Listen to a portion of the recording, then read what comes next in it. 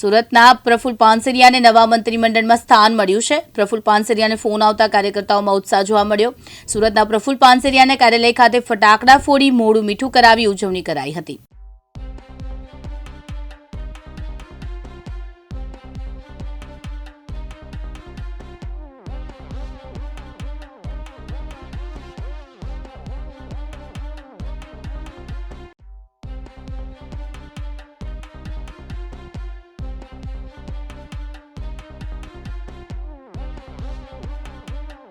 મારું નામ છે દલસુખ ટીમ્બડિયા।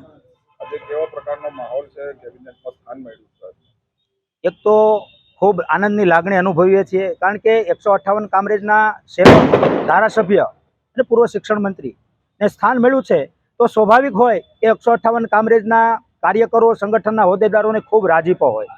એટલા માટે રાજીપો છે કે આ યજ્ઞ કર્યો હોય અને આહુતિ આપતી હોય એવા સેવક છે। એમની કાર્યાલય પર અમે આવીએ તો જોઈએ તો સતત ઘસારો હોય। એટલા માટે ઘસારો હોય કે લોકો કામ લઈને આવે તો પરિવારના સભ્ય હોય એ રીતે એમની સાથે વર્તન કરે છે। તમામ કાર્યકરો એમને ફોલો કરે છે, કામમાં ફોલો કરે છે।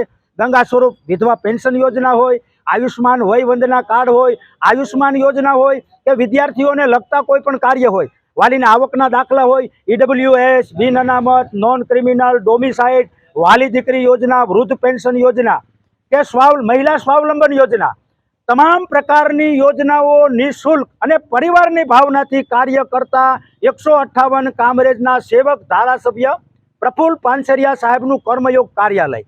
અહીંયા તમને બધું જ લોકોને જે આવે કાર્ય કરવા માટે એમને બધું નિઃશુલ્ક મળી જાય અને બધી સુવિધા ઉપલબ્ધ થાય। સાથે જઈએ, ફોલો કરીએ અને એમને સરકારશ્રીની યોજના એમના ઘર સુધી પહોંચાડીએ છીએ। એવા 158 કામરેજના સેવક ધારાસભ્ય પ્રફુલભાઈ પાનસેરિયાને જ્યારે વધુ જવાબદારી મળી છે ત્યારે આખી ટીમ ભાજપ ને ખૂબ આનંદ અને ગૌરવની લાગણી અનુભવીએ છીએ। અને આ યજ્ઞ સમાન અમારી 158 કામરેજ વિધાનસભા છે અને કાર્યકર્તાઓ યજ્ઞમાં આહુતિ આપનાર કાર્યકર્તાઓ છે, એટલે સ્વાભાવિક છે આજે કેવો માહોલ હતો? આજે બહુ ખુશીનો માહોલ છે, બહુ એટલે અધિક ખુશીનો માહોલ છે। ખૂબ સાધુવાદ થાય એવો કાર્યકર્તાઓમાં માહોલ છે। સવારના 8 વાગ્યામાં અહીંયા કાર્યકર્તાઓ આવી અને એકઠા થઈ ગયા। ભાવેશ ડોબરિયા। મિત્રો, મંત્રી શ્રી પ્રફુલભાઈ પાનસેરિયા સાહેબે શિક્ષણની અંદર જે ઐતિહાસિક નિર્ણયો લીધા છે, એમાં મુખ્ય નિર્ણય જે મોદી સાહેબનું સપનું હતું, સનાતન ધર્મને, ભગવદ્ ગીતાને યોગ્ય સ્થાન મળે, અને મંત્રી શ્રી પ્રફુલભાઈ પાનસેરિયા સાહેબ ભગવદ્ ગીતાને પૂરેપૂરું ફોલોઅપ કરે છે।